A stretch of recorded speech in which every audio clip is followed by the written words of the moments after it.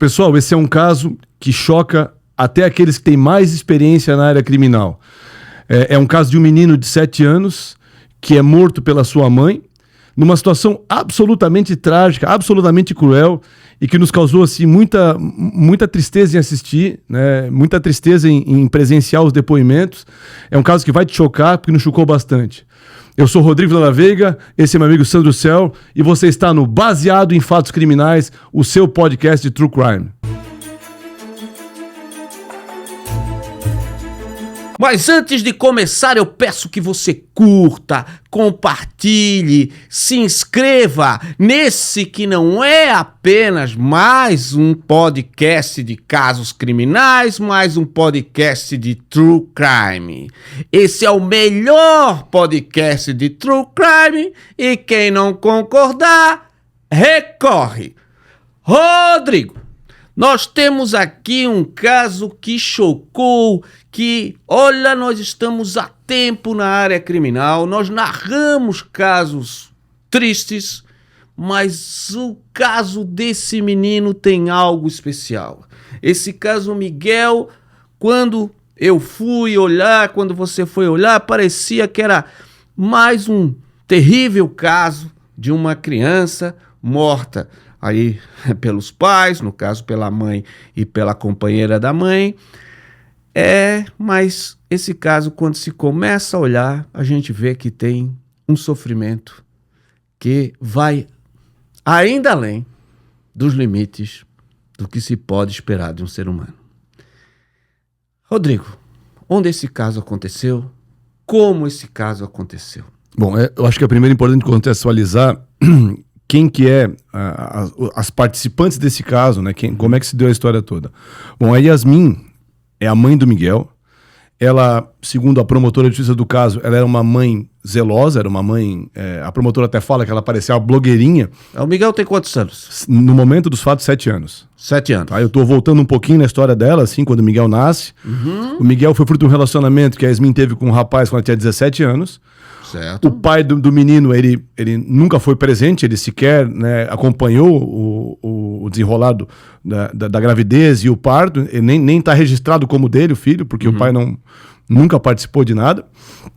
Então, como a promotora mesmo disse, a Yasmin parecia uma mãe muito zelosa, parecia uma blogueirinha, porque ela postava muitas fotos do menino, são várias fotos dele. E do menino bem cuidado, bem cuidado, né? A gente olha assim... Sim, muito bonitinha as fotos, é uma coisa, um primor. Ninguém assim. esperava...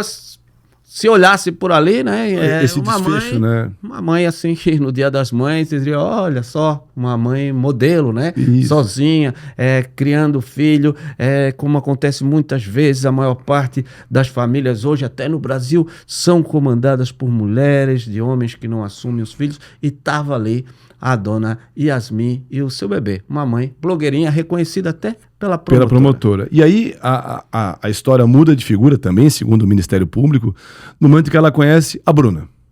Então, ela conhece a Bruna lá no ano 2020, se conhecem pela internet, através de uma amiga em comum, eles conversam pela internet, e um mês depois desse primeiro encontro, elas já vão morar juntas, tá?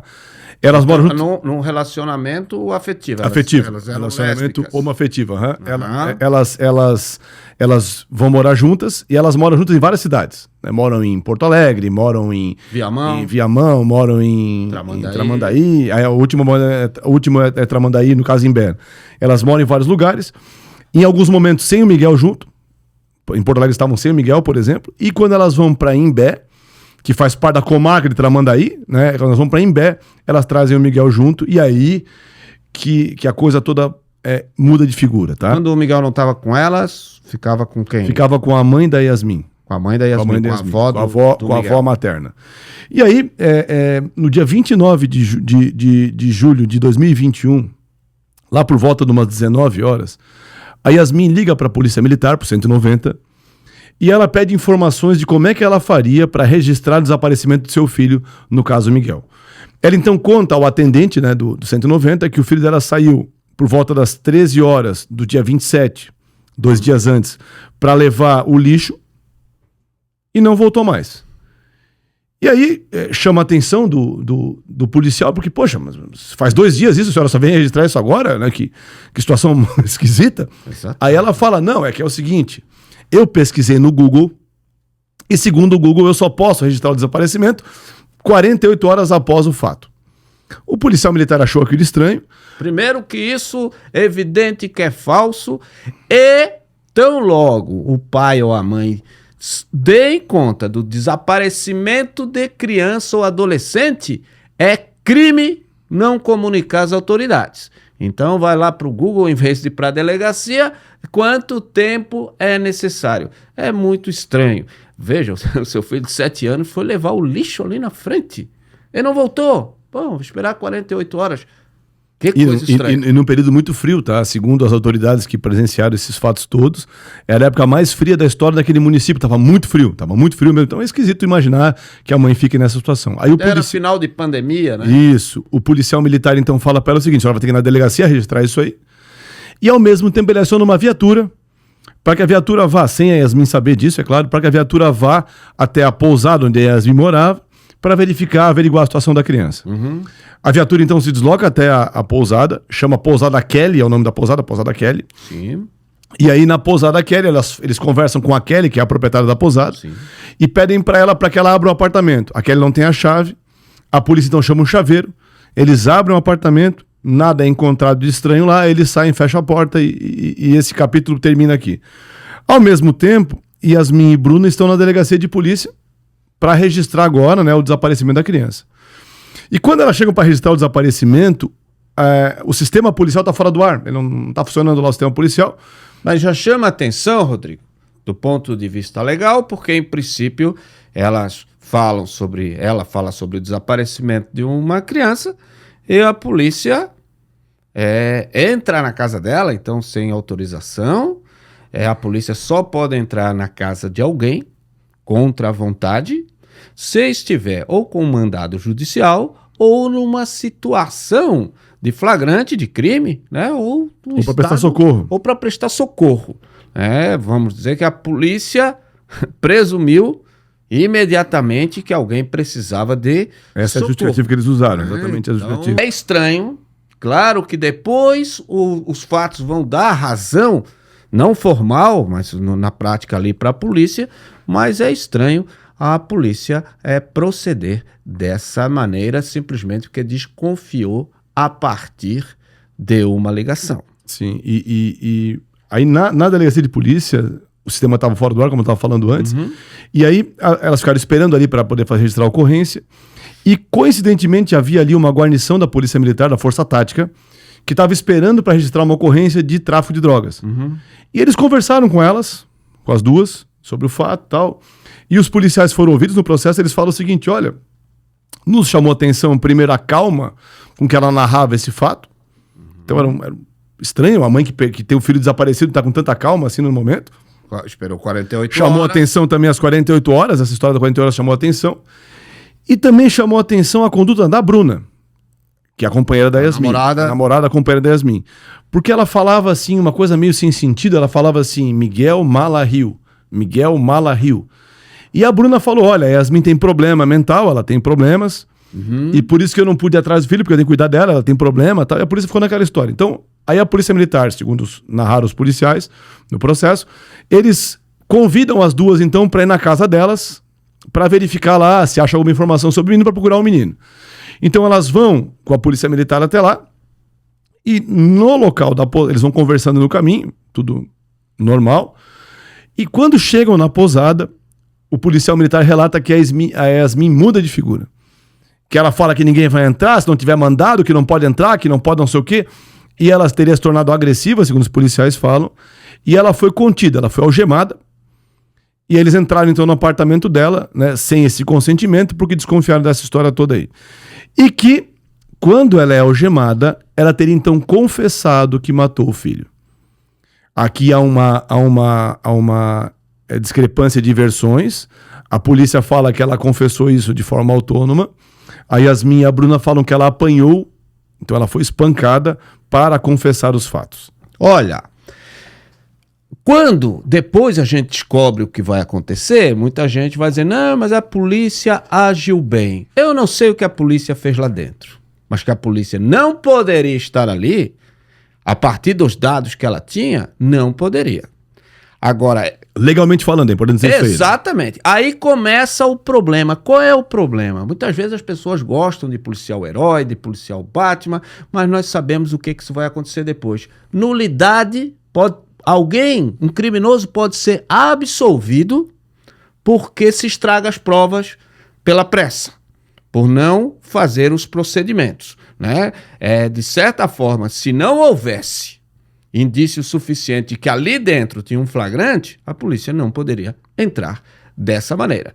Mas entrou. Vou dar aqui, né? Vamos dizer assim, vou dar a presunção de que a polícia olhou muito isso. Mas sem dúvida que essa confissão, do ponto de vista legal, ela não parece ter validade. E a defesa justifica o fato de que houve uma agressão efetivamente porque no apartamento delas havia uma mancha de sangue na parede e o sangue era da Yasmin. Então a justificativa seria essa. Os policiais falam que não, que a Yasmin era uma mulher muito forte e que quando tentaram, né, algemá-la, ela resistiu e acabou que ela teve o dedo cortado pela própria algema. E aí por isso aquele sangue teria na parede lá. Essa é a discussão que existe. Bom, a partir dessa confissão que ela faz aos policiais, então, os policiais revistam a casa, não encontram nada e voltam para a delegacia, onde Yasmin é então presa em flagrante pelo homicídio do filho.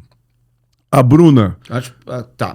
porque ela confessa... Ela confessa, ela é presa em flagrante pelo delegado. Uhum. E a Bruna, até aquele momento não havia nada contra a Bruna, a Bruna não fala, não confessa nada, e a própria Yasmin fala que fez tudo sozinha. E aí a Bruna não é presa em flagrante. Uhum. São apreendidos, então, os celulares das pessoas envolvidas, que vão ser judicialmente vão ser periciados e há uma autorização judicial para que eu tenha acesso ao telefone. E o delegado, então, ele mesmo acessa o telefone da Bruna e encontra um vídeo.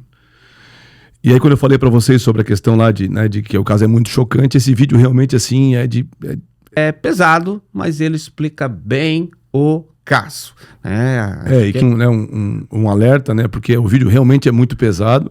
Então, para quem vai verificar aqui, a própria Bruna, ela então ameaça. A que está solta. A que está solta ameaça o Miguel o tempo todo, assim, que vai cagar-lhe a pau. Ela fala exatamente esse termo assim: vou te cagar-lhe a pau, vou te não sei o quê, que são termos de gaúcho, para dizer que vai bater em alguém. E isso é muito chocante porque tu vê a voz do menino muito debilitada naquele momento ali. É muito pesado mesmo. O armário, sendo que comigo agora eu abri. E tu botou teu pé direito pra sentar. Bem, é a voz dele. E quantas vezes tu já viu que ela não vai te ajudar? O porquê da insistência? É porque daí eu acho que daí ela vai cansar. Vai me levantar, me colocar aqui dentro pra eu sentar. Ela vai me levantar e me colocar aqui dentro pra eu sentar. Por que comigo aqui o dia inteiro que tu sabe que tu tá sozinho, tu tá me pedindo pra ir no banheiro? E durante a semana inteira que a tua mãe tá, tu não pede nem um dia pra ir no banheiro? É porque com ela eu tento me oferecer de todos os jeitos pra ela te dizer, não, vamos deixar ele pra solto, ela te dizer! Porque, olha, ele não consegue segurar o xixi e ele preso, ele não consegue ir no banheiro sozinho. Ele precisa avisar. E ele não tá avisando, então vamos deixar ele solto. Então vamos, nós, deixar ele solto, ele tá... E falar com ela também como se tu tivesse um morto, também é pra se aparecer, porque tu tá falando bem tranquilo. É. Eu não sei se tu já reparou, mas nada tá funcionando. Tua mãe até já se ligou que tu se caga pra se aparecer. E mesmo assim tu vai continuar.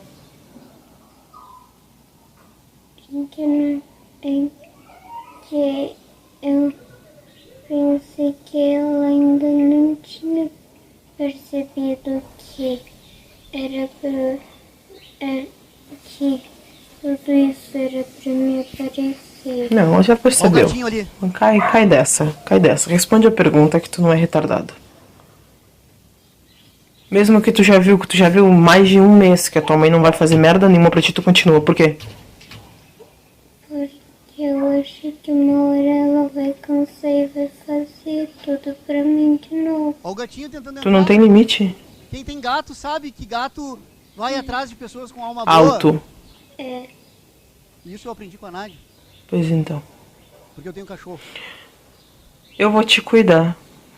Se a tua mãe chegar e tu te mijar, eu te desmonto a pau. Eu te desmonto. Eu te desmonto e tu vai sair todo quebrado.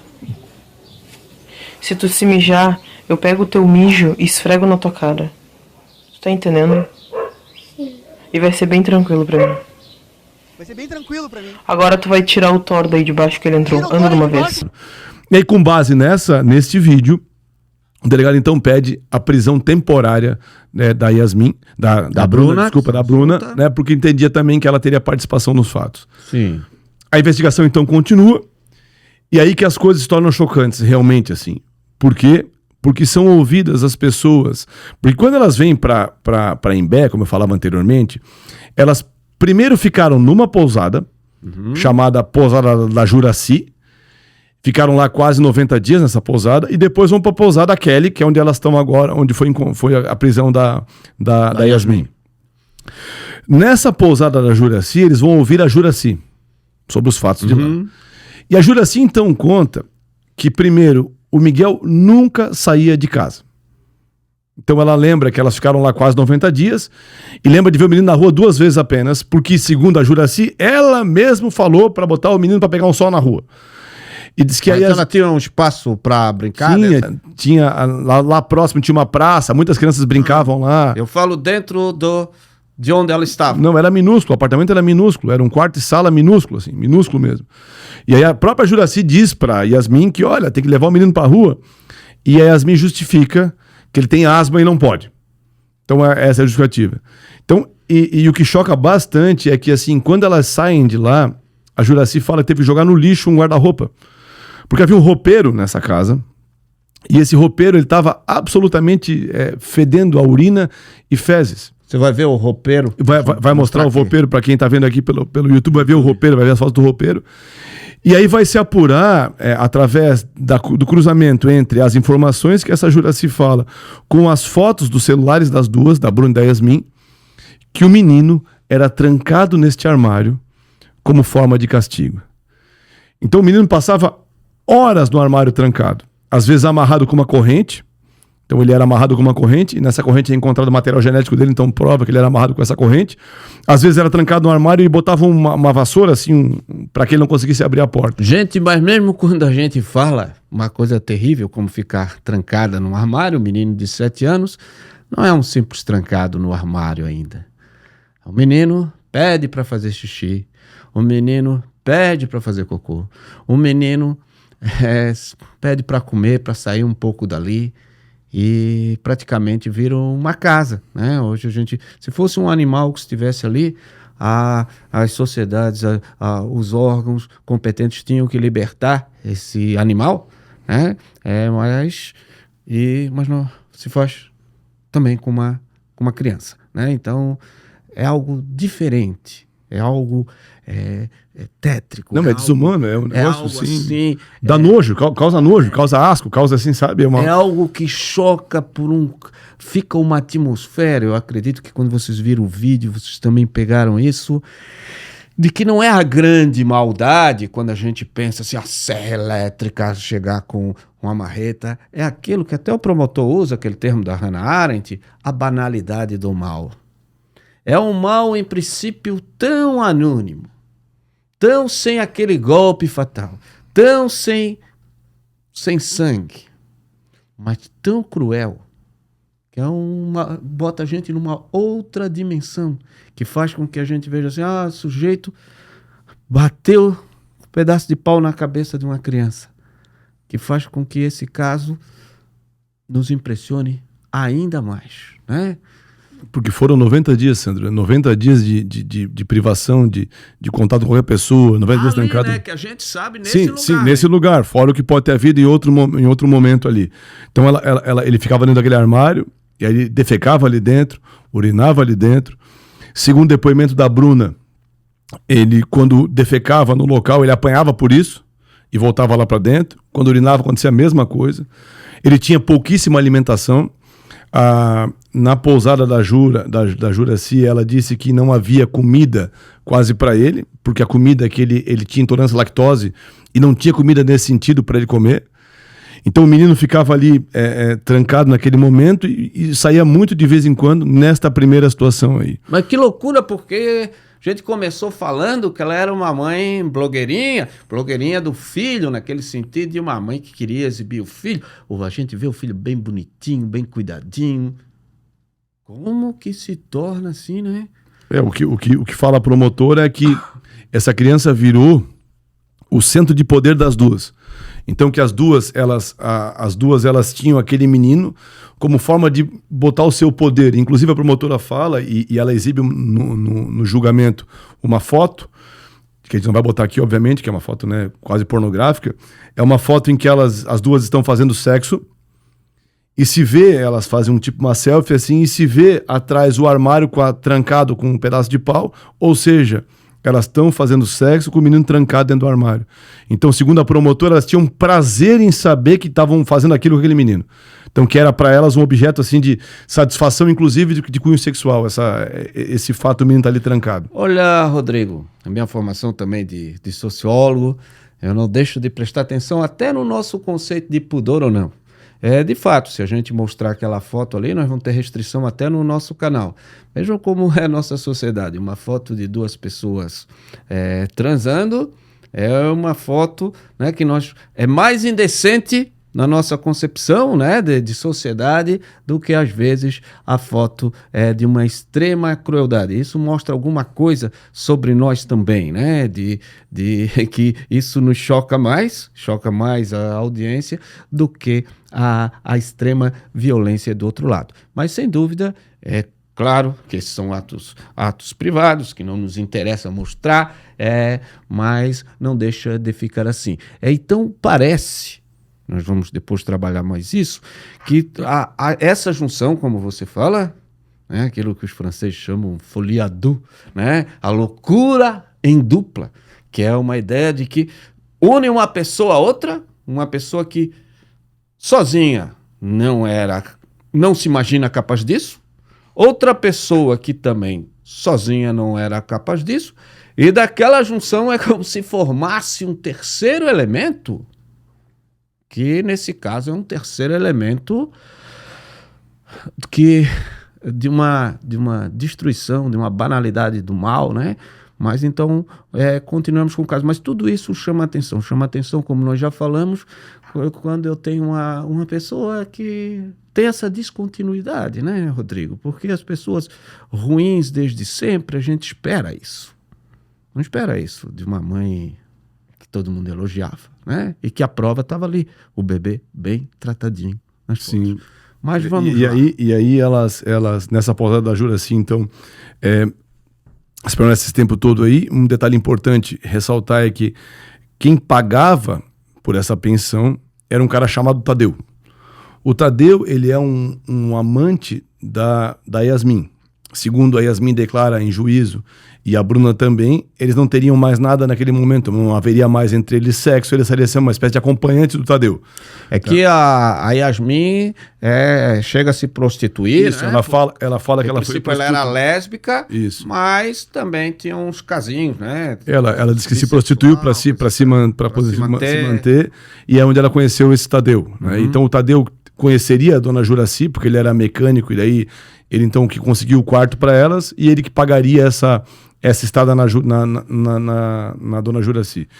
E aí, tu pode perguntar assim, mas Rodrigo, olha só, ninguém percebeu esse menino sendo maltratado esse período todo?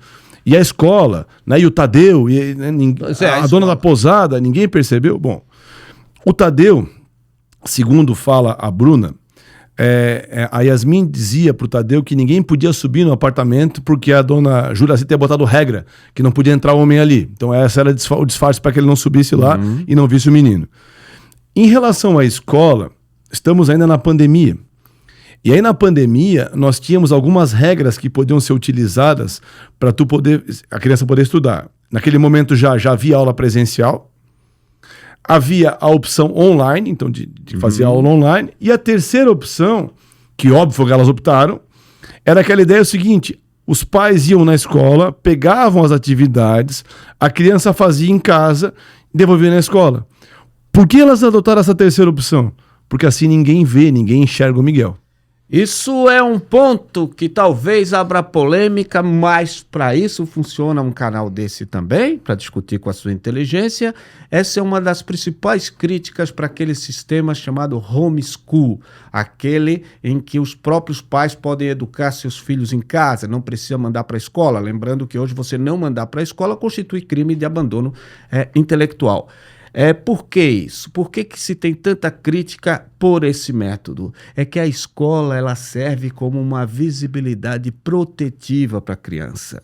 Por quê? Porque tem criança que é violentada em casa, porque tem criança que sofre isso e no outro dia na escola, se a criança chega toda machucada, se a criança conta, né? Então muitos dos abusos, a maior parte dos abusos contra a criança são descobertos na escola.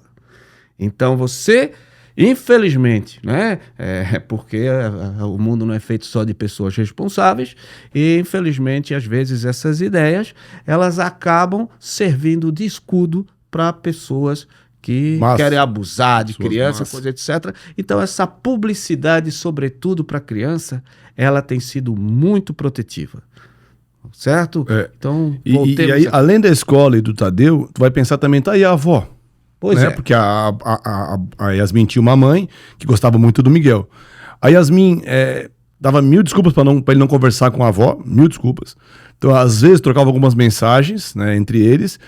E ela chegou a mandar uma foto para a mãe da Yasmin e depois se verificou que a foto foi tratada. Então, nós temos a foto, vou até exibir para vocês aqui. Tem a foto do menino como ele está realmente e a foto tratada que é enviada para a avó para justamente... Como é que ele tá?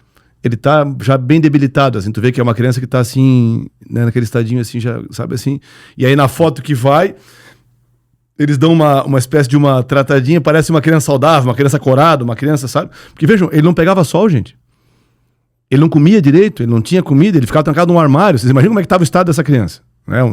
É muito chocante. O aspecto emocional contribuindo, né? Imagina. Uma força... Aquela força de vida de alguém de 7 anos, né? Imagina, e pensem, gente, pensa a crueldade disso. Torturado pela mãe. A pessoa que devia dar carinho, que devia dar cuidado, que devia dar atenção, que devia... Tortura a criança. Claro. Não, é muito pesado esse caso. Porque da outra pessoa, que era a companheira, sim, veja, pode ser qualquer maluco, não sim, tem nenhuma relação com a criança. Agora... A tolerância de uma mãe ou de um pai, né, que em troca de ter momentos com a outra pessoa, isso choca, porque imagina um menino vendo aquilo vindo da mãe. A mãe não só trocou a atenção dela, pela atenção da namorada, ok, isso às vezes acontece, vai ter que equilibrar as duas coisas, né? Mas era uma troca absoluta, ou seja, você é um nada agora, você é um peso, e ela é tudo para mim. Então, é o físico, é o mental. Bom, assim, ó. Aí, Sandro, além dessa questão da prosada da Juraci, elas arrumam um gato. Não, um animalzinho, um gatinho. Elas cuidavam bem das coisas, então por que não arrumar um gato também? Arrumam um gato. E a dona Juraci não admite animais na pousada dela. Então, elas têm que mudar de lugar, têm que mudar de pousada. E elas vão, então, atrás da segunda pousada dela, que é a tal da pousada da Kelly, onde a polícia acaba indo lá, como eu contei anteriormente. E a Kelly oferece para elas 3 apartamentos. O número 1, o 2 e o 3. E o número era esse mesmo, tá? Não é coincidência, é esse mesmo. E elas escolhem, segundo a Kelly, o pior apartamento dos 3. O pior apartamento. Só que neste apartamento que elas escolhem, havia um detalhe que vai se revelar depois até macabro, que é o seguinte: neste apartamento, do box do banheiro desse apartamento, havia uma portinha, trancada a chave, que tu abria e dava acesso ao fosso de luz da pousada. Uhum. Então é como uma torre aqui que eu tenho. Isso. Né? Aberta lá em cima. E aí tu... E tu abre a portinha e tu consegue acessar o fosso de luz. Uhum. Quase uma cadeiazinha ali. Isso, quase uma cadeiazinha, exatamente isso. E aí elas escolhem aquele apartamento e no dia 16 de julho de 21 elas se mudam para lá. Uhum. E aí, Sandro, a crueldade se intensifica muito porque percebam uma coisa.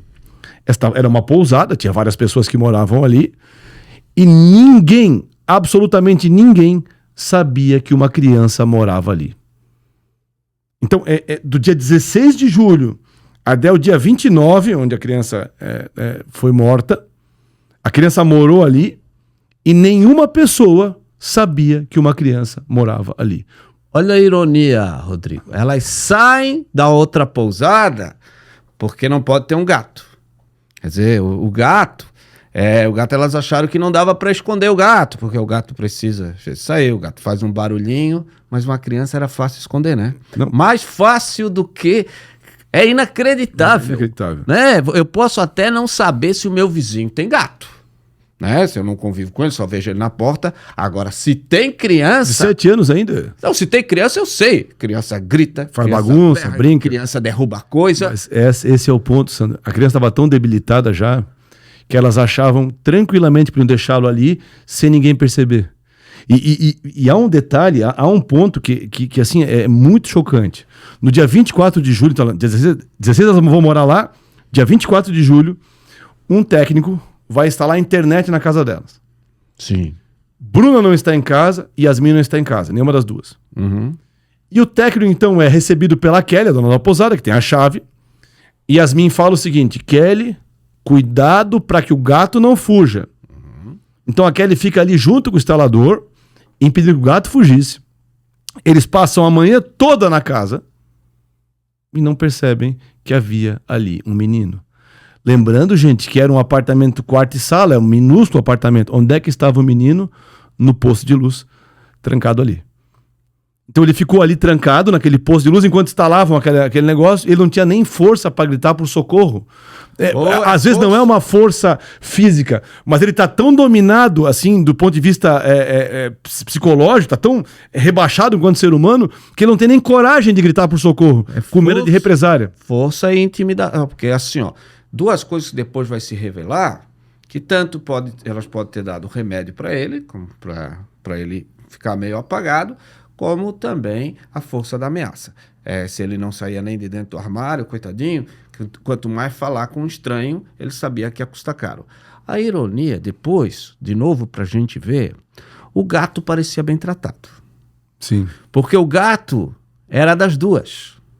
Então ele fazia parte da relação. É como se dissesse, olha, tem que sumir o Miguel... Tá? O Miguel é um corpo estranho na nossa relação. Mas o gato é ótimo. O gato é nosso filho, né? Então... Não, Sandro, até que depois bom falar que ela isso. não maltratava o gato, né? Se vai ter qualquer coisa. Mas chama a atenção essa disparidade, né? Porque quem, em geral, respeita os animais, respeita as crianças também, né? Que bom que tu falou isso, porque até encontrar no celular das duas pesquisas para como ter um filho por fertilização in vitro. Então elas queriam ter um filho. Então o Miguel era, na visão da acusação, e aí é importante fazer uma pausa que a gente não fez aqui ainda, esse processo foi julgado apenas em primeiro grau, então a gente ainda tem que dizer que a presunção de inocência, toda aquela história tem que ser pensada, mas elas queriam ter um filho, e o Miguel era, de novo, um entrave para essa relação das duas. E o gato não, o gato era diferente. E naquele vídeo... tem uma presunção de inocência, isso é importante, né? Do ponto de vista criminal, elas ainda são inocentes, porque uma pessoa só é declarado culpado quando há o trânsito em julgado. Mas aqui nós temos uma segurança um pouco maior, porque mesmo a defesa admite que ela fez alguns crimes, mesmo ela confessa. Então há um fato incontroverso que não tem como mudar... Que é a tortura, né? Que ela cometeu crime. O que vai se discutir é que tipo de crime, né? Então isso é admitido até por ela que crime ela cometeu. Sim. E sobre o gato ainda, um outro fato que choca também, naquele vídeo em que a Yasmin aparece, a Bruna aparece intimidando o Miguel, o gato entra no armário, e até o promotor fala sobre isso, na fala dele fala assim, olha só, o gato entra porque ele sente a energia boa do Miguel, ele entra lá porque ele sente... E ela fala assim, tira ele daí, porque o gato não pode ficar preso no armário, mas o menino pode. Então isso realmente, assim, é pesado demais. Aí o Ministério Público, então, com base nos depoimentos de todos os envolvidos, inclusive, né, dos policiais que atenderam a ocorrência, os policiais militares, o delegado de polícia, o policial que ouviu o 190 lá que ouviu a primeira comunicação, o delegado que comandou as investigações, as mensagens, assim, nesse processo, o processo tem mais de 40 mil páginas, tá? E parte dessas páginas são as mensagens trocadas pelas duas. Uhum. E vejam, a Bruna nunca saía de casa, porque ela ficava com o Miguel. A namorada. A Yasmin trabalhava e voltava, mas elas trocavam mensagem o tempo todo.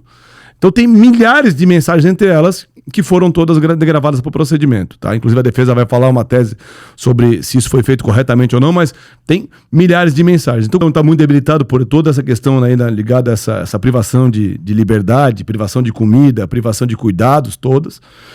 E aí começa aí a figura a mudar de linguagem, segundo a acusação, mudar de contexto, porque lá no dia 26 de julho de 2021, então na visão do Ministério Público, Yasmin e Bruna decidem que Miguel é um empecilho para elas e que é hora de matá-lo. E então, né, como está dito na denúncia, o promotor fala o seguinte, que há um conjunto de atos que vão levar ao óbito do Miguel. Qual é a situação? Então, dia 26 de julho, segundo o depoimento da Bruna, Yasmin bate violentamente com a cabeça do Miguel numa parede, vindo a quebrar um azulejo. Há uma foto desse azulejo no processo quebrado, então ela quebrou. E teria depois disso jogado o menino dentro do armário de novo. Tá? Sim. E ela então pesquisa na internet, como eu falei, os dados dos celulares foram todos quebrados, né? Então ela pesquisa na internet o seguinte, o que acontece quando uma criança alucina? E aí, no dia 27...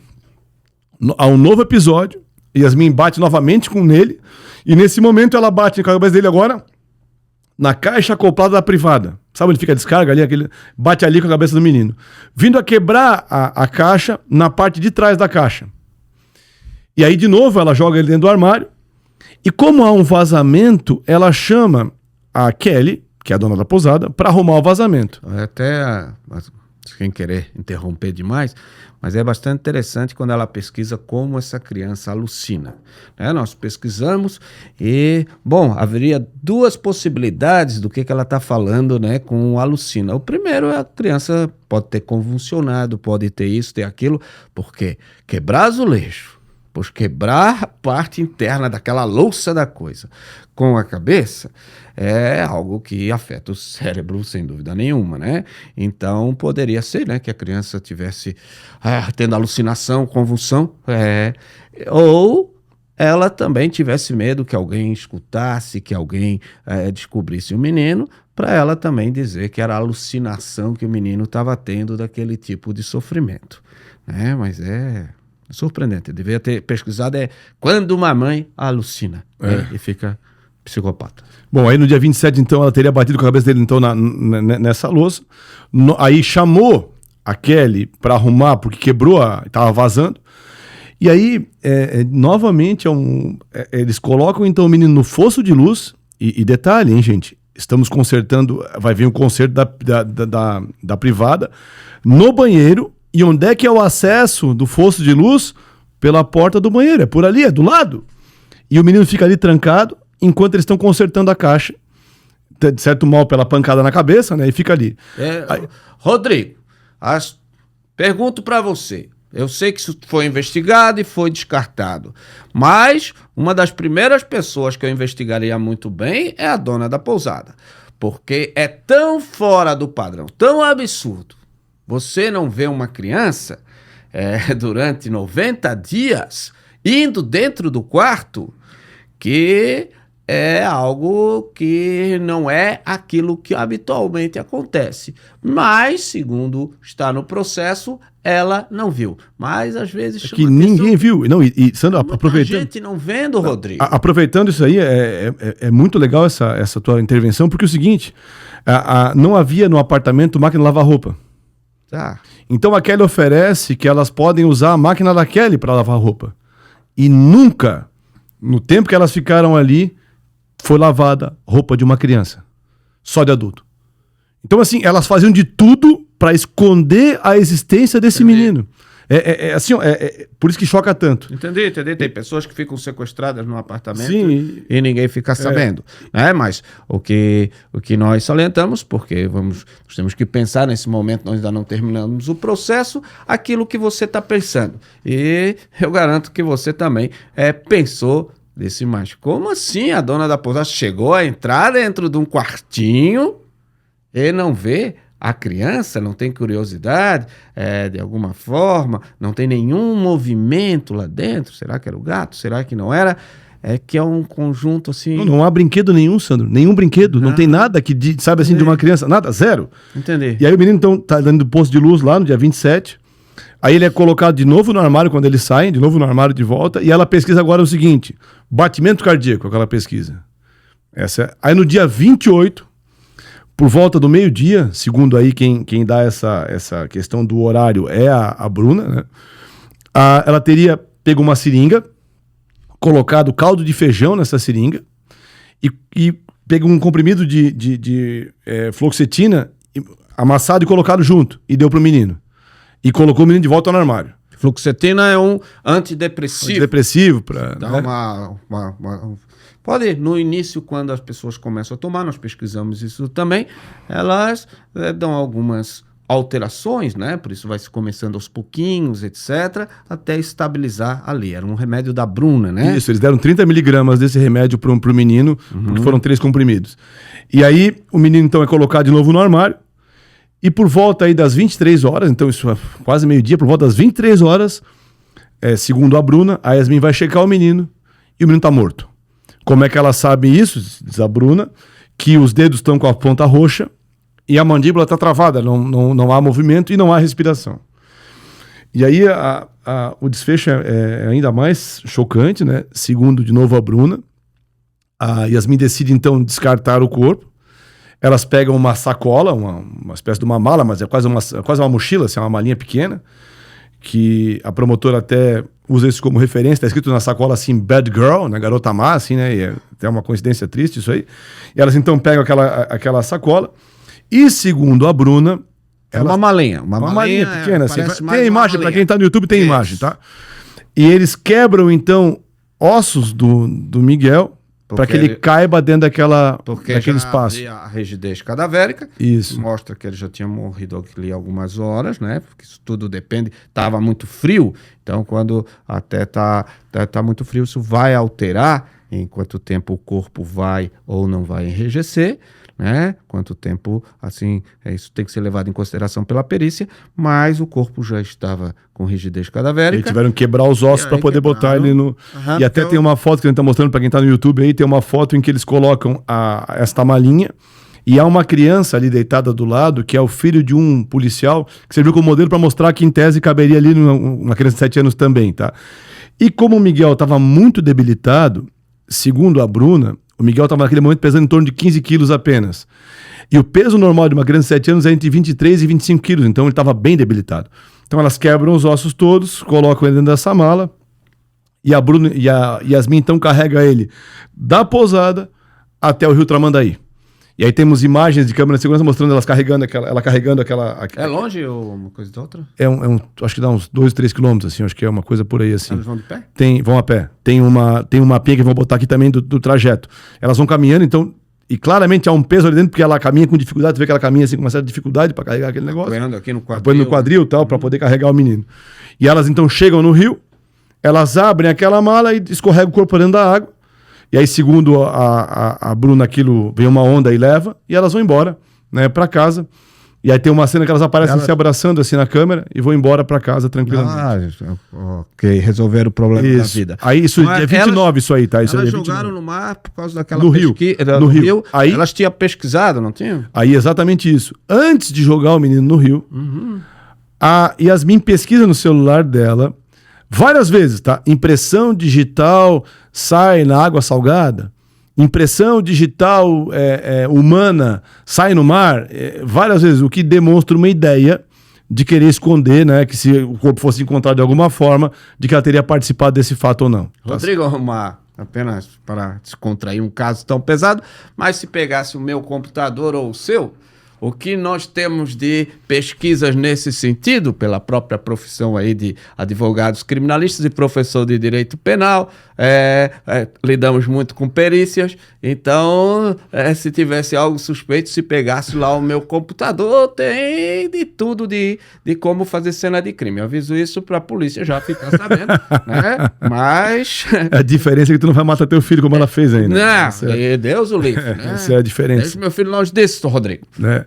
Bom, aí, gente, assim, no dia 29 mesmo, aí que vem, né, um fato assim que só...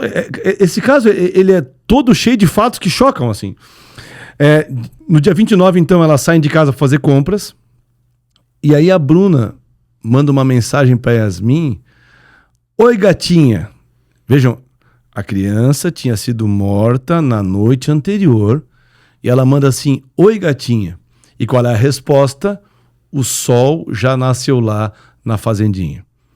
Então isso choca muito, assim, isso é uma musiquinha infantil, né? De um programinha, de TV. De TV, né? Tal. Que é o sol já nasceu lá na fazendinha, que é um bom dia. O meu filho adora essa musiquinha, inclusive, assim, Exato, sabe? Então, as crianças hoje tudo canto. Né? Então, assim, então mostra que realmente, assim, a banalização total daquela vida daquela criança, e como se fosse assim, fechou.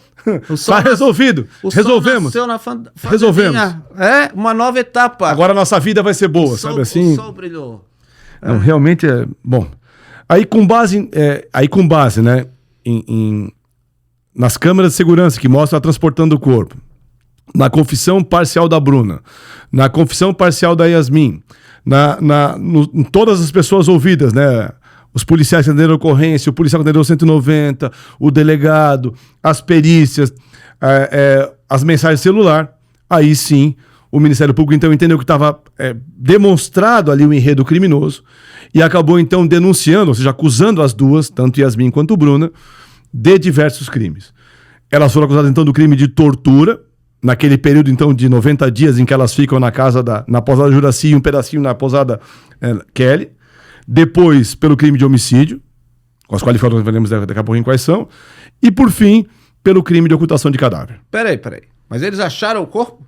Não, o corpo não foi encontrado. Rodrigo, o senhor é professor de direito penal, direito processual penal. Eu sempre ouvi em filme que não existe homicídio sem corpo. A gente até brincava com isso na aula, né, Sandro? Quando a gente tinha esse tipo de coisa.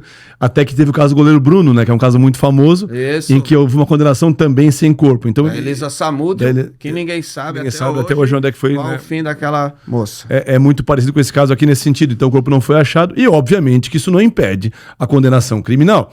Senão seria a coisa mais fácil do mundo. Eu quero virar assassino, eu compro um tanque de ácido, mato a pessoa, dissolvo no ácido, jogo no mar. Não tem corpo. Não faz o menor sentido do ponto de vista prático. Sim, a morte pode ser presumida, tanto no âmbito civil, né, como no âmbito penal, com outros elementos, né? Por aqueles meios, né, que habitualmente deixa fora de dúvida, extreme de dúvida, que essa pessoa não está mais viva, que ela o corpo foi tirado. Então, embora a gente ainda veja em filme, né, a máfia costumava fazer isso, tinha muita discussão nos Estados Unidos, que também vale a regra que pode ter sem cadáver, é claro que é mais difícil. A questão é essa, né? A questão é mais difícil provar, mas... Mas chegou a ter uma época que a jurisprudência norte-americana não aceitava. Até que virou, porque a máfia começou a tornar um processo típico, diluía lá o corpo em ácido e jogava aquele ácido no mar. Ou seja, o corpo nunca mais era encontrado. Então, evidentemente, que a morte também pode ser provada por outros elementos. Então tu premiu o assassino, né? Senão até um avião que cai no fundo do mar e não é recuperável, né? Você sabe que o passageiro estava ali, coisa etc., mas não tem o corpo. Não, a morte pode ser presumida em alguns pontos. E aí, então, como há o crime de homicídio também nessa história, vão para o tribunal do júri o crime de homicídio, o crime de tortura e o crime de ocultação de cadáver. Então, os 3 crimes vão para o tribunal do júri. Como eu falei no começo, Imbé, que é o município em que aconteceu o caso, pertence à comarca de Tramandaí, que é a cidade maior ali perto. E aí, claro, é no tribunal de Tramandaí, então, que vai ser julgado esse caso. Aí o júri, já falamos isso várias vezes para quem não é nosso espectador habitual aqui. Vai explicar também esses crimes, como é que... Vamos explicar eles. Mas assim, para quem é nosso seguidor há mais tempo, já sabe disso, mas não custa fazer um pequeno parênteses. No júri nós temos 2 fases. A primeira fase não há jurados, então quem julga é o juiz e ele vai julgar simplesmente o seguinte: se em tese ocorreu ou não um crime doloso contra a vida. É isso que ele faz. E quem julga mesmo o caso é na segunda fase, os jurados. Primeiro, então, é porque só vai para o júri crime doloso, crime intencional contra a vida. E se for esse o caso, quem tem que julgar são os jurados, os 7 jurados, e não o juiz. Então, na primeira fase, o juiz só vai dizer: olha, há dúvida se houve ali, por exemplo, um homicídio doloso ou não houve, e se há dúvida, o júri vai responder, ele é o juiz da causa. Então, nesse primeiro momento, o juiz não emite, ele não se posiciona, foi, não foi. Ele só diz, pode ser e que remete para os jurados, que são os juízes de fato desse caso aí, né? Então, na primeira fase, todo mundo é ouvido e as versões são mantidas, todas como eu falei na fase de inquérito policial ali. E o juiz entende, então, que estaria, em tese, suficientemente demonstrado que há ali, em tese, né, um crime doloso contra a vida, em relação ao menino Miguel, também o crime de tortura e o crime de ocultação de cadáver. E é claro, quem vai decidir isso são os jurados. Bom, o Ministério Público, então, na segunda fase, que é onde estão os jurados presentes. Agora já lá, quando já lá, no plenário. Tem até foto para vocês verem aqui do salão do júri, lá da comarca de Tramandaí. Para quem está no YouTube vai ver a fotinho ali, bonitinho. E nesse momento, também são ouvidas pessoas. E aí todo mundo é ouvido. Eu queria destacar aqui uma situação que me chamou muita atenção, que foi depois do delegado. O delegado que investigou, que comandou as investigações. Primeiro que eu tenho uma restrição quanto a isso, tá? Porque testemunha é alguém que presenciou os fatos. Ou seja, há alguém que com os seus sentidos, né, visão, audição e tal, tenha algo a declarar sobre o fato. O delegado não fez isso. O delegado ele fez o quê? Ele investigou, ou seja, ele não presenciou nada. Portanto, tu tá fazendo o quê ali? Tu tá levando uma pessoa que não presenciou os fatos para que ele diga o que ele já disse no inquérito. E o que ele concluiu. O que ele concluiu do inquérito, ou seja, a sua subjetividade. Um pré-julgamento. Exatamente. Então já tem essa restrição. Para mim, delegado não pode testemunhar porque não é testemunha.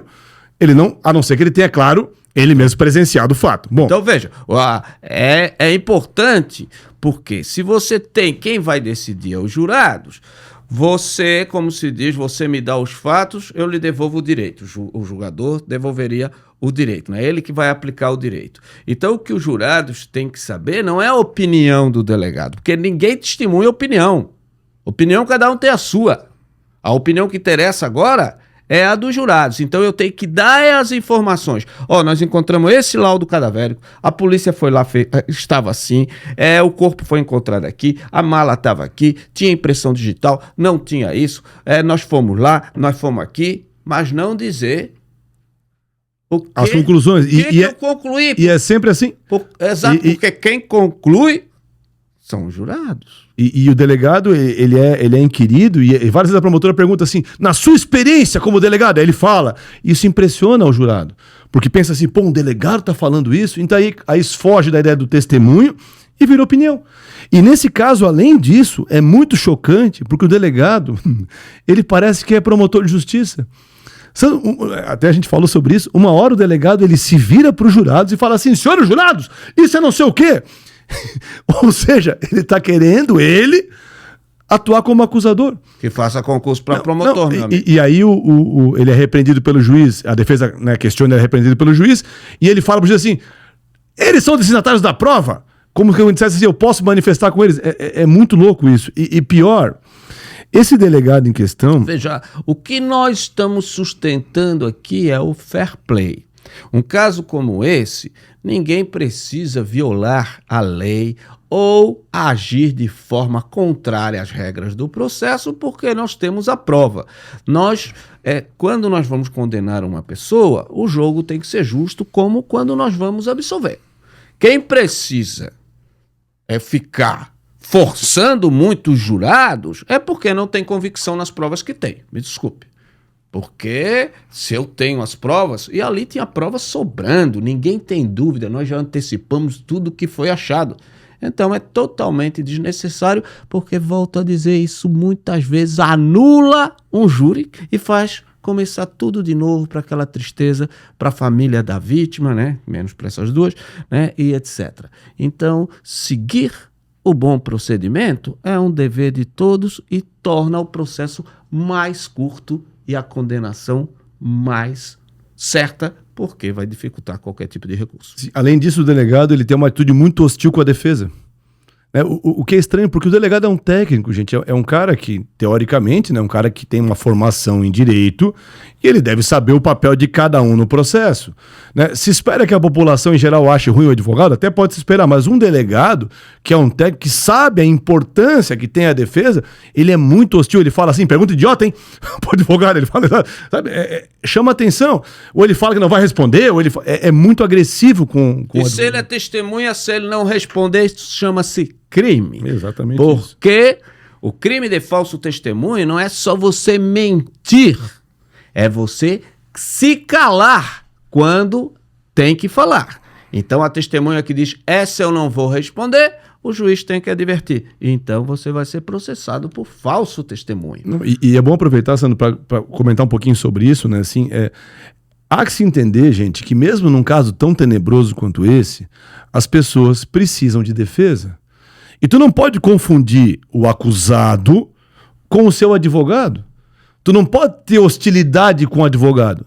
Tu pode ter com o acusado, com as acusadas no caso ali, mas não com o advogado. E você sabia que se ninguém quisesse defender essas duas, elas estariam livres, leves e soltas? Porque é impossível você condenar alguém sem a presença de um advogado. Então, veja, era a melhor coisa que poderia acontecer para elas, era nenhum advogado aceitar a causa. Aí elas estariam livres. É o seguinte, eu vi ali o esforço dos advogados. Veja, é muito fácil você ser promotor nesse caso. Nós aqui que somos professores estamos agindo praticamente como promotor de tantas provas, de tanto sentimento que a gente tem contra elas. É preciso ser muito firme para fazer o papel da defesa e para mostrar para as pessoas que o papel da defesa não é mentir, não é enganar, não é querer essas pessoas fora da cadeia, é garantir que a lei seja aplicada com justiça. Eu, às vezes, ouço o professor Rodrigo, o advogado disse, esse tipo de crime eu não defendo. Eu disse, bom, então você só defende os crimes que você gosta? Então tem diferença? Eu vou dizer, tem crimes, claro, que me choca mais, que eu posso não querer, mas eu não acho que isso aí é porque quando eu digo isso, esse tipo de crime eu não defendo, eu estou dizendo que o meu colega que defende está fazendo algo errado. Isso não é assim. Eu até digo muitas vezes para os alunos, quando a gente está formando eles, que você só é advogado de verdade quando você pega um caso impopular. Porque pegar caso popular não precisa ser bom. Agora entra lá com medo de apanhar, como esses advogados passam. Entra lá para as pessoas dizer, tá do lado dessas safadas. Tem que ter uma coragem moral pela profissão. Então, nós honramos a defesa que faz esse papel, que não é menos nobre do que o da acusação. Nesse caso, elas são culpadas. E foram culpadas. Mas em muitos casos a pessoa é inocente. Se você tiver numa situação dessa, você vai querer um advogado que, mesmo que todo mundo esteja contra você, esteja a lei firme do lado. Inclusive as autoridades, pode ser esse delegado, pode ser esse promotor, pode ser qualquer um, quando são acusados, estão ali do ladinho do seu advogado, que é quem aguenta a barra muitas vezes. Não é isso, professor Rodrigo? Exatamente. Então, e quer ver um caso de erro judicial? Vê o nosso primeiro caso. O caso da menina assassinada na igreja. É exatamente isso. Assistam lá. Exato. A advogada perdeu o emprego, a advogada foi perseguida, e aguentou até o final. E no final, o monstro não passava de um inocente. Exatamente isso. Mas voltando ao nosso caso aqui, então, todo mundo foi ouvido. E aí começam os debates, que é aquele momento todo mundo quer, né, ver, quer assistir aquela coisa da acusação. Data da defesa. velha, Isso, Vossa Excelência, isso. Vossa Excelência é um mentiroso. Isso. E aí, nos debates, então, o Ministério Público sustenta, então, a sua acusação. Ele aponta todo esse esquema criminoso com todas as demonstrações de provas que a gente falou aqui. E ele pede, então, a condenação das duas por homicídio com 3 qualificadoras. O que é isso? Primeiro, a qualificadora é uma circunstância que vai alterar a pena inicial do crime. Tá, o homicídio é de 6 a 20. Isso, homicídio simples, 121 caput, de 6 a 20.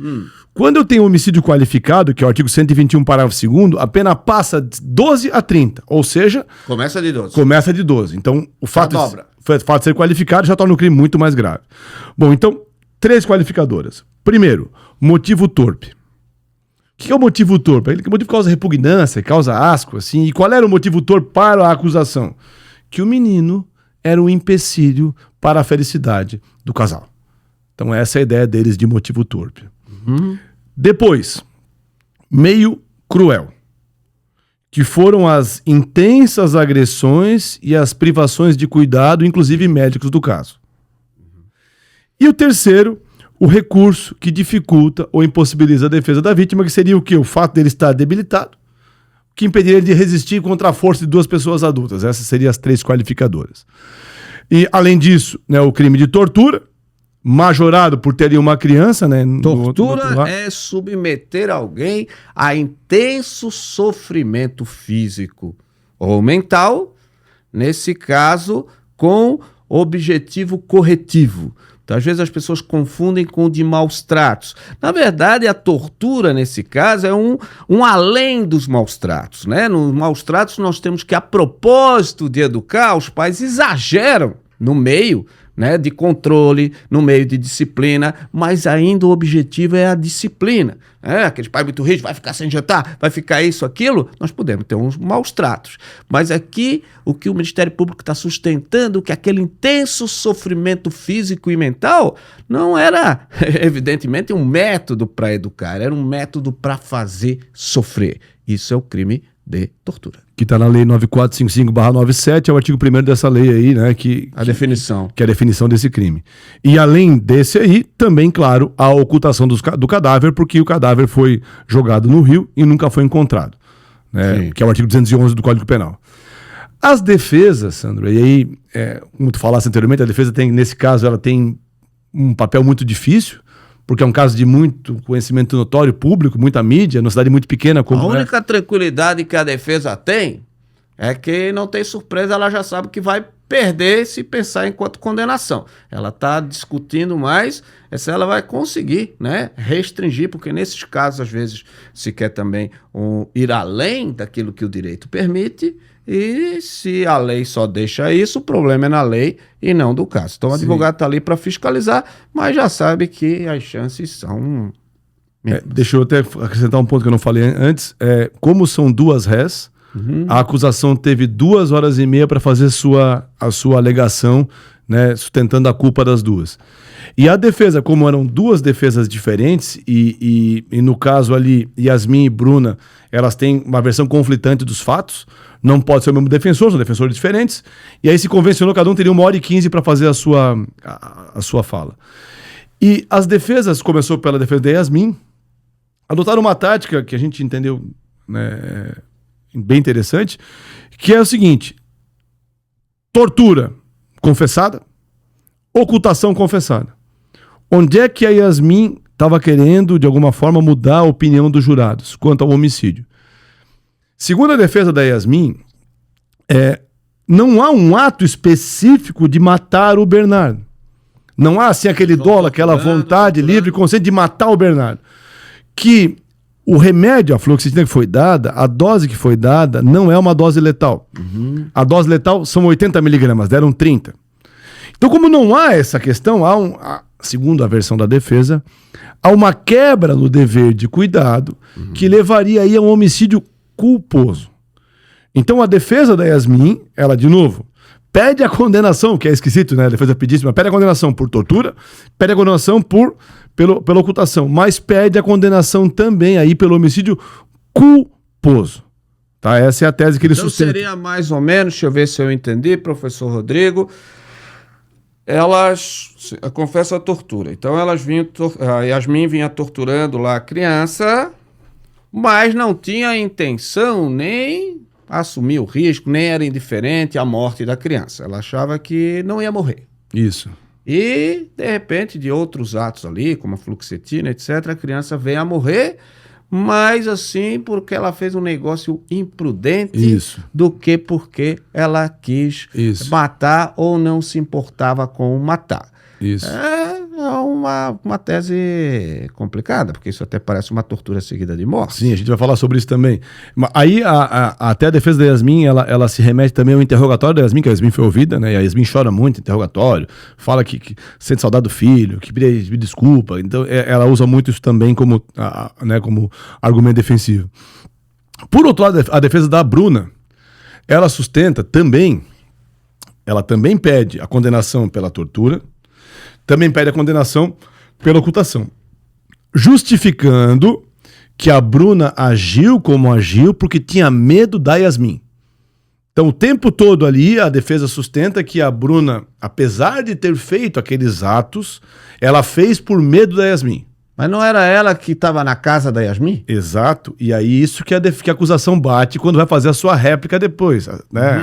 Mas ela fala o seguinte, que ela tinha muito medo, e que aquele vídeo que ela gravou amando da Yasmin, tá? Então ela gravou porque a Yasmin mandou ela gravar, para depois mandar para a mãe da Yasmin para acelerar a entrega da guarda. Se você olhar as fotos ali, me parece que pareceria mais o inverso, né? Isso. Parece mais, né, por um estereótipo, é claro, né, que a Bruna representava o homem do casal, né, e a outra representava a mulher. Então, se a gente pensar que tradicionalmente quem tem medo nessa relação é quem faz o papel de mulher, também inverte um pouco a coisa, como numa questão aí de violência doméstica. Talvez eles tenham usado isso, Sandro, porque quando os policiais depuseram, eles falam que a Yasmin era muito forte. Então os policiais falam isso, não são caras daquela força tática, são caras fortes, eles falam que tiveram que usar 3 para segurar ela, que ela era surpreendentemente forte, muito forte. Então talvez a história da força física venha dessa ideia de mostrar então que... Mas você vai ver ali, até porque os policiais também estavam querendo responder à ideia se teve abuso, por que ela bateu com a cabeça. Mas eu digo, a defesa usou essa ideia como... Então se dissesse que ela era muito fraquinha, como é que a cabeça dela bateu no azulejo? Então, ok, pode ser, pode não ser. A função aqui, eu sou um sujeito desconfiado, desconfio de tudo, né? Menos da minha esposa. Vamos lá. E aí, terminada o tempo da defesa, a acusação volta para sua réplica e ela tem, de novo, né, como são 2 acusadas, 2 horas para fazer a sua explanação. E a acusação vem então e bate em todas essas coisas que foram ditas pelas duas. A acusação fala que não faz o menor sentido essa história da Bruna de dizer que tinha medo da Yasmin, porque se ela ficava sozinha em casa, o que ela podia fazer? Pegar o menino e ir para uma casa de acolhimento, pegar o menino e levar. Porque um detalhe que passou despercebido na nossa narrativa aqui, da casa delas até o centro de saúde do município eram 200 metros. Então elas podiam atravessar a rua e ir ali, sabe assim, se socorrer o menino. Então, assim, a versão que ela conta não faz muito sentido. Ela foi na internet procurar o que fazia, isso, alucinação. E a casa de saúde era do lado ali, o hospital era do lado. Então, assim, era muito fácil levar o menino lá. Então, eles vão batendo nesse ponto. E o promotor, então, a promotora, no caso, é a promotora que vai falar, né? Ela, então, demonstra que não tinha como ser essa situação. Ela mostra novamente os vídeos para mostrar a deteriorização do menino. Ela mostra um áudio que eu já falei isso antes, mas de novo eu quero ressaltar. O menino saudável, ele fala alegre, feliz, contente, ganha um Xbox da avó, não sei o quê. Um áudio muito, sabe assim, do menino contente. E depois o áudio em que ele tá conversando com a Bruna, depois da tortura, sabe assim? Parece tu vê que é um menino... final de pilha, né? Não, parece assim, quando tu tem... É mal comparado quando tu tem um brinquedo com a pilha forte e depois tu vendo aquilo se apagar igual a velhinha. Não, vai apagando, o menino vai se apagando, assim, é muito... O menino vai implodindo, assim. A voz é tão baixa do menino no áudio, tem que aumentar o volume, e até se colocou uma legenda para entender o que ele fala, de tão baixinho que é o... Ele fala assim, sabe? Então, isso pro jurado é um negócio chocante. E uma coisa que chamou bastante a nossa atenção nesse julgamento, eu nunca tinha visto, o Sandro também falou que nunca tinha visto isso também, a promotora gasta bastante tempo que ela tem na alegação para convencer o juiz a aumentar a pena. E aí tem que fazer um parênteses aqui, né, gente? É assim, no júri, quem condena ou absolve é o jurado. Então esse papel é dele. Os 7 jurados. Os 7 jurados lá do público, as pessoas comuns vão lá e vão votar, sim ou não, condenando ou absolvendo. Sim.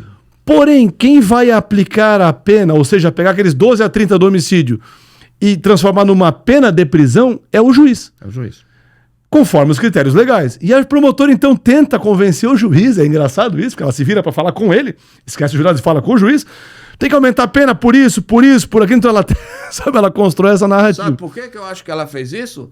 Porque também se perdesse esse caso, com toda a vênia ao Ministério Público, mas como se diz, não empatava com mais ninguém. Sim. Porque esse caso aí, mesmo se botasse o estagiário, com todo o respeito ao excelente trabalho que eles fizeram, mas esse caso não se perde, é como aquele negócio, né? É impossível você perder esse caso. Talvez por isso que dava tempo até para dizer, bom, os jurados já estão convencidos, agora, doutor juiz, nós queremos uma pena maior por causa disso, por causa dele, que esse papel não é o que se vê. É ilegal? Não. Mas não é normal. Não é normal, a gente não costuma ver, mas o pedido é livre, como se diz. E aí ela termina, né, falando para os jurados que caso eles aceitem as teses da defesa, que elas saíram de lá andando sem ficar presas. Então, tá, assim, mas a defesa não tinha dito que tortura ela teria feito? Sim, sim. Não queria a condenação? Sim. Os dois queriam a condenação por tortura, os dois concordavam. Sim. É que elas estão presas, estavam presas já há 3 anos e pouquinho quando foi feito o julgamento, então a promotora quer dizer o seguinte, olha, se não tiver o homicídio, elas vão sair dessa porta aqui, nem ficarão mais presas, nem ficarão mais. Errado. Sim. É porque, claro, a promotora argumento sabia, retórico, claro. mas é argumentativo, porque Sim. o crime de tortura aí é de 8 a 16, tá?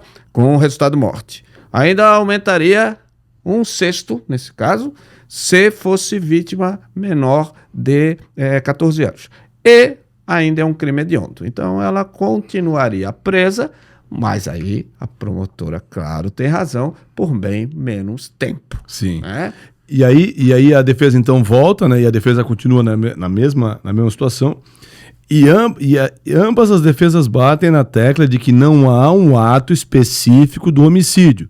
Que não há um momento assim, aqui foi hora de matar. Que na verdade houve a Yasmin, né? Que houve uma ali uma tortura que foi, de repente, isso. Teve como consequência a morte. Até nós conversamos sobre isso, a gente conversou sobre isso e talvez a gente usaria nós, né, como defesa, como tese principal, a ideia, e aí de novo, o papel da defesa é tentar minorar as consequências do crime, né, que é um crime atroz, obviamente. Como começou isso, e a tortura foi se prolongando ao longo do tempo, e ela nunca parou, nós temos um crime que é o crime de tortura seguida de morte. O que é isso? É um crime em que eu tenho a intenção de torturar, o dolo da tortura, mas o resultado morte não era querido por mim, a morte foi culposa, ou seja, eu me passei na tortura e a pessoa acabou morrendo. Qual é a vantagem de levar o fato para essa situação? Tu tiraria de cena o homicídio. E pro caso da Bruna, haveria uma discussão se poderia ou não haver a participação no crime culposo, como é o caso aí do resultado culposo, que é no caso morte. Então, talvez fosse uma boa saída para as defesas para tentar, de certa forma, tirar desse caso o homicídio. A defesa da Yasmin fala um pouquinho sobre isso, mas não insiste muito. O advogado fala assim, senhores jurados, votem de que não houve homicídio doloso. Por que ele pediu isso? Quando o jurado entende que não há homicídio doloso, acontece o que se chama desclassificação do fato. E aí quem julga não é mais o jurado, e sim o magistrado que está ali acompanhando o negócio, ele que vai julgar a questão. E aí ele fala, o doutor aqui pode, se ele quiser, ter que é homicídio culposo, pode ter que a tortura seguida de morte, ele fala isso muito rapidamente. Eu teria feito sentido mais nisso, porque se a preocupação do jurado seria uma pena aplicada, a pena da tortura seguida de morte é uma pena alta, relativamente alta, e aí talvez o jurado ficasse desse ponto convencido, ou talvez não também, mas é uma tese que poderia ser usada. Os dois lados, quando se faz, por isso se diz que é da parcialidade da acusação e da defesa é que acaba podendo chegar a um meio termo quando esse é a justiça. Porque também, veja, eu tendo a concordar, tecnicamente, não com a defesa, nesse ponto que me parece mais, mas também não é o que o promotor fez. É um crime de homicídio com dolo eventual, você fazia tantos atos que parecia que não se importasse se matasse ou não. Com o meio, a tortura foi o meio.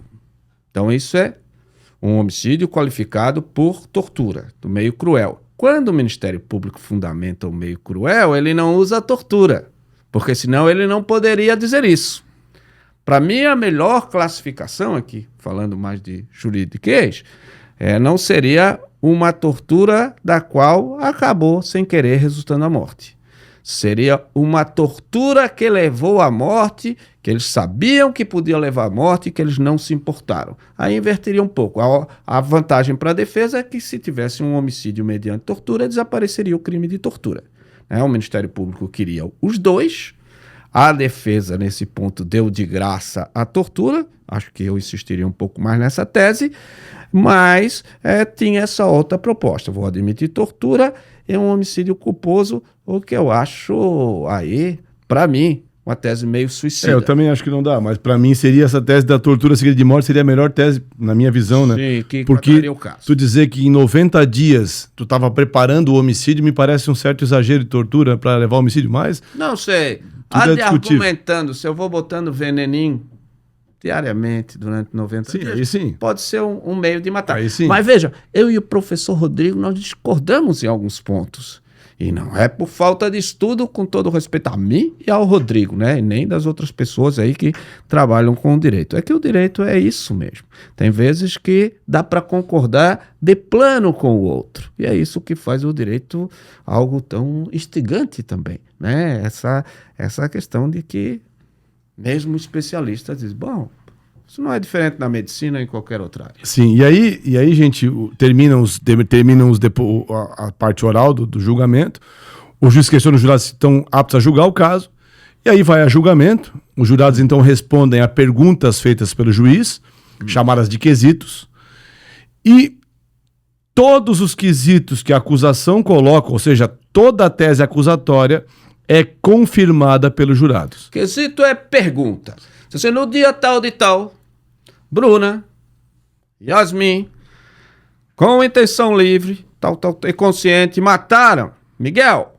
Sim ou não? Sim.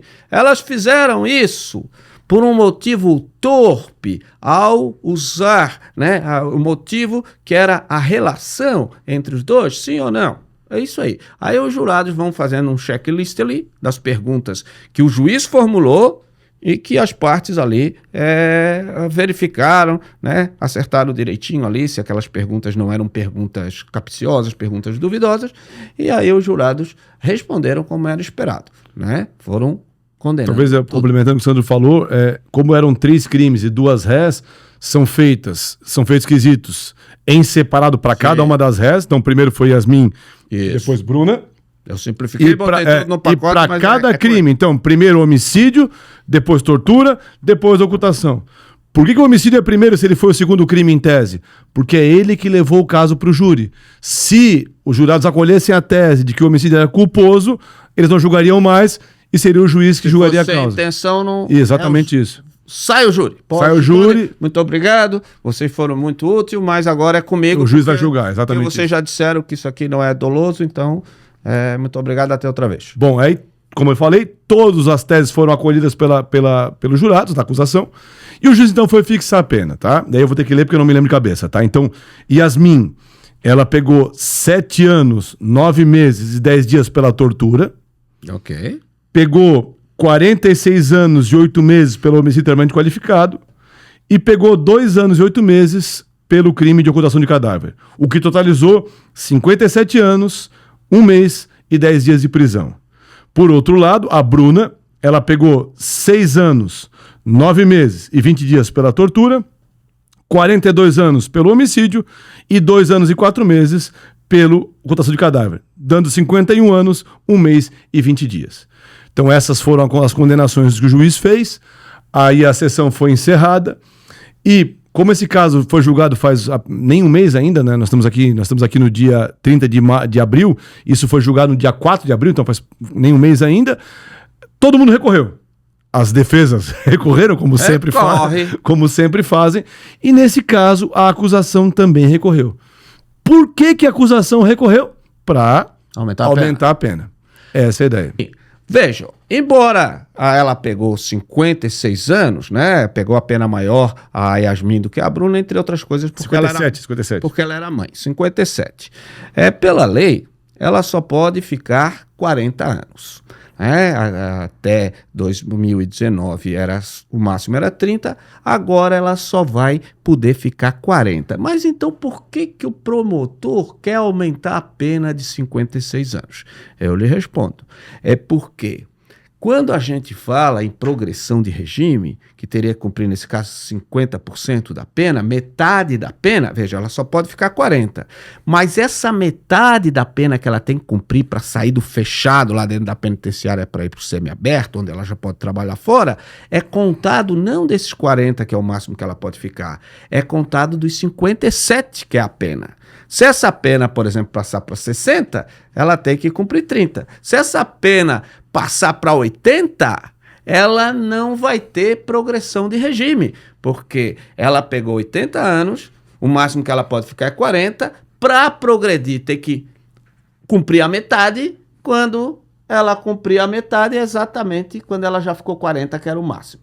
Então o promotor, nesse caso, quer aumentar, não porque ela vai ficar mais tempo presa, é para que ela não progrida de regime. E as defesas querem não a absolvição, porque isso não é possível no tribunal do júri, elas querem o quê? A anulação do julgamento, porque o julgamento foi contrário às provas dos autos, o que acarretaria no quê?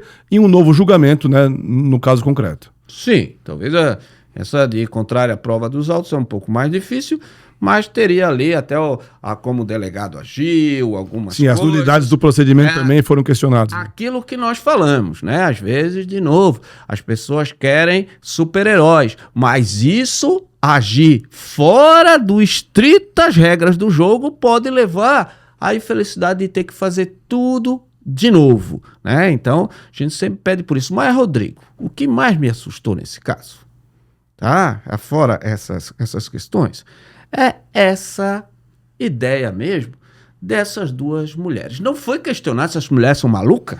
Fizeram, o delegado, ele lá no comecinho do procedimento, já ele pediu, né, a avaliação psiquiátrica da Bruna, da Yasmin não. Só da Bruna era aquela que falava, como é que era? Falava na delegacia? Miguel Mala Rio. E a própria Yasmin dizia que ela tinha problemas mentais, então por isso que ela foi periciada muito rapidamente.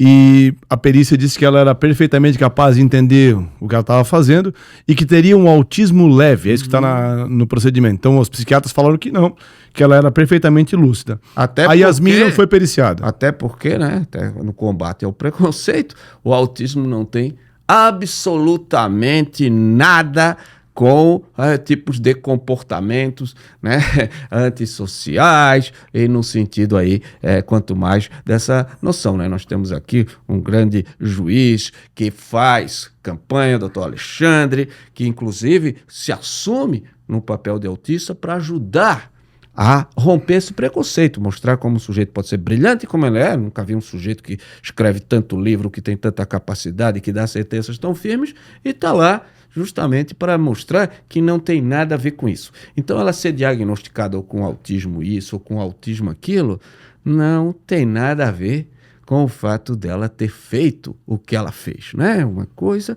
é muito diferente de outra. O que era preocupação mesmo era se de fato tivesse uma outra explicação mental, né? De uma incapacidade de compreender o que estava fazendo ou de se controlar de acordo com esse entendimento, que é o que a lei exige. Mas duas coisas eu acho que ficam muito firmes nesse caso. Primeiro é aquela ideia de banalidade do mal, de um mal miúdo, de um mal em sequência, de um mal que vai aos pouquinhos. Nós não temos nenhum aquele ato que até o professor Rodrigo se referiu, aquele ato de pegar o facão, aquele ato de levar à morte diretamente. Não, era um negócio longo, prolongado, agoniante, sofrimento, negócio que elas saíam, que elas transavam, que elas passeavam, o que levava o caderno na escola. e que conseguiam manter, que arrumaram um gatinho, ó, que lindo, né? E que poderiam manter aquilo como um nada. Esse menino, é uma despersonalização desse menino. Ele era tão insignificante que até para mandar ele para outra pessoa para ficar, ele não pararia, talvez de ter o ciúme da Bruna, de incomodar. Elas queriam ter o próprio filho dela e e outro ponto que me choca muito, assim, chama atenção, né? Quando a gente vê na literatura, é esse caso da folie à deux, né? Que eles falam a loucura compartida de duas pessoas que em princípio não tinham históricos de violência, que se tornam uma dupla explosiva no pior sentido, uma dupla terrível. Então, aquela ideia da Yasmin, mãe, cuidadosa, para chegar a um nível desse... De crueldade, né? É um negócio... É surpreendente. Surpreendente a que nível, né? Esse caso me mostra um nível que é vergonhoso assim, para a nossa humanidade. Eu não gosto quando chamam as pessoas de monstro, porque... Vou lhe dizer por quê. Porque chamar as pessoas de monstro é não assumir que são seres humanos que fazem isso. É como dizer, agora que ele cometeu não é meu parente. É seu parente, sim. É como dizer, ela não era uma mãe. Ela era uma mãe, sim, porque também tem mães que são assim. Não é só madrasta que é assim. Tem pais que são assim. Então, continuam sendo pais porque tem pais bons e pais ruins. Continuam sendo humanos porque tem humanos bons e humanos terríveis. Nós não precisamos dizer, esse não faz parte da humanidade. Faz sim. Infelizmente, faz sim. Essas duas pessoas são duas pessoas humanas como nós, estão sendo julgadas porque são humanas. Se fosse monstro, não precisariam nem de julgamento. Era outro jeito que a gente teria que dar nelas.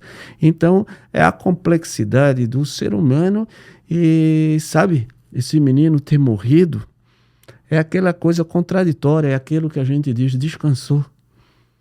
Porque a situação era tão triste que foi o primeiro momento de paz. Talvez foi quando aquele menino... Ele foi apagando assim ao longo do tempo. Foi pro céu, né? Então, é uma derrota, isso para todos. A defesa também disse que havia um descaso, como é que deixaram essa criança toda. Mas isso aqui, embora...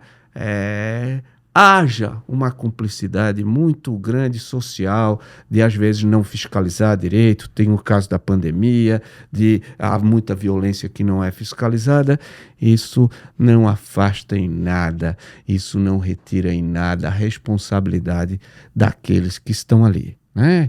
Então, é um caso de uma tristeza só, né, Rodrigo? Um caso para sair e chorar. É isso, gente.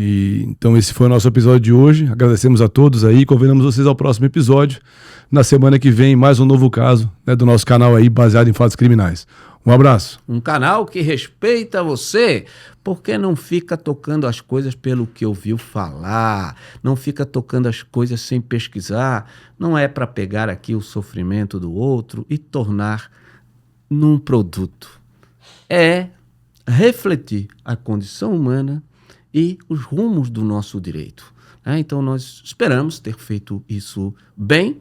Então pedimos mais uma vez que você se inscreva, porque quando você se inscreve, isso é um incentivo para a gente pesquisar, porque isso demora bastante, tá? Até a gente preparar um programa desse, porque ler processo, esse processo tinha milhares e milhares de páginas e nós tivemos que ler igual se a gente estivesse recebendo lá para defender ou para acusar. Então, se inscreva e curta. Se você gostar, porque nós fazemos isso para você. Muito obrigado pela atenção. Desse que é o melhor podcast de True Crime. E quem não concordar, recorre. Recorre. Um abraço, pessoal. Valeu. Até a semana que vem.